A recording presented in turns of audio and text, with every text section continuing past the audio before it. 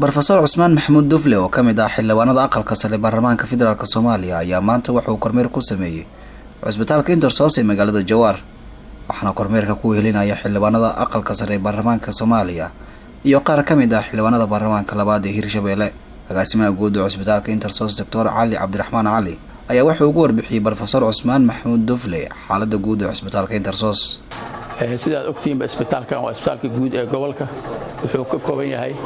4 qaybood oo kala gedisan qaybta ciyaalka oo isugu jirta qaybta daaweynta iyo qaybta nafaqo darrada qaybta daaweynta dadka waaweyn qaybta qalliinka iyo qaybta haweenka isla markaana waxay leeyihiin 4 qaybood oo kale oo OPD ah oo banaanka macna dhakhtarku uu ku soo sameeyay filtration qaybta farmasiga raajada qaybta B ayuu ku kooban yahay farmasi iyo lab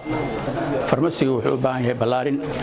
raajada way duqowday waxay u baahan tahay bedel waa noocyadii hore qaybta shaybaarka qalab badan baan laga maqan waxaan marka ka codsanaynaa dhammaan wafdiga isugu jiro heer federaal iyo heer state oo Hirshabelle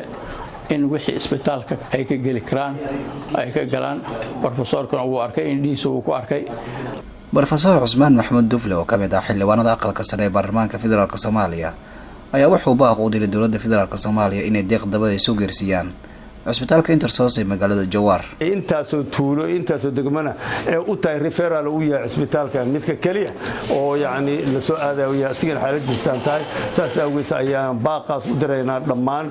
bulshada caalamka hay'adaha international NGOs-ka iyo UN agencies-ka si degdeg in loogu soo gurmado wasaaradda caafimaadkana waxaan la baaqa u direynaa waxay tahay in yaani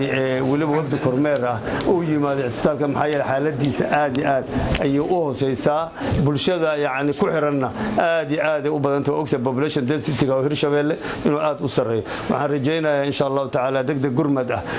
in loo soo fidin doono Yusuf Maxamed Ahmed Bulsho TV Jowhar.